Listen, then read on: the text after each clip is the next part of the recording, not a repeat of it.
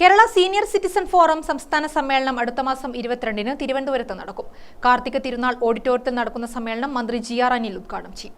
മന്ത്രിമാർ, സാംസ്കാരിക നേതാക്കൾ തുടങ്ങിയവർ പങ്കെടുക്കുമെന്ന് ഭാരവാഹികൾ കൂത്തുപറമ്പിൽ വാർത്താസമ്മേളനത്തിൽ അറിയിച്ചു.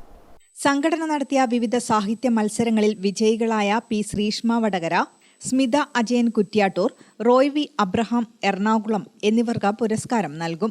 ഈ വർഷത്തെ MCV Bhattathiripad award Pariyaram government medical college senior sociologist Minimol K. ജോസഫിന് നൽകും. തുടർന്ന് സംസ്ഥാന ഭാരവാഹികളുടെ തെരഞ്ഞെടുപ്പും നടക്കും. വയോജനങ്ങളുടെ വിവിധ ആവശ്യങ്ങൾ ഉന്നയിച്ചുകൊണ്ടുള്ള പ്രമേയങ്ങളും അവതരിപ്പിക്കും. പ്രകടനവും നടക്കും.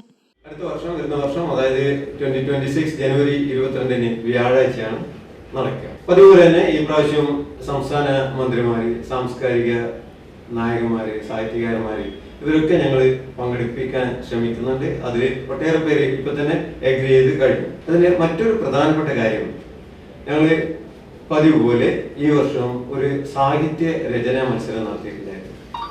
അതിന്റെ വിജയികളെ കണ്ടെത്തി. ഈ സംഘടനയുടെ സ്ഥാപക നേതാവായ കൂത്തുപറമ്പുകാരനായ അഡ്വക്കേറ്റ് MCV ഭട്ടതിരിപ്പാടിന്റെ പേരിൽ ഒരു അവാർഡ് കൊടുക്കുന്നുണ്ട്.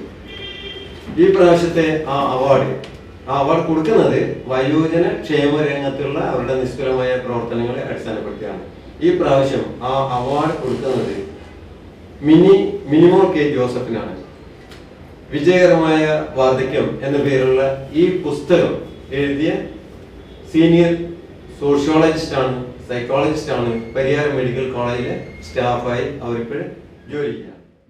സംസ്ഥാന general secretary P. Kumaran, K. Shanthamma, K. T. Ratheesan, retired major general T. Padmini എന്നിവർ വാർത്താസമ്മേളനത്തിൽ പങ്കെടുത്തു. ഗ്രാമിക ന്യൂസ്, കൂത്തുപറമ്പ്.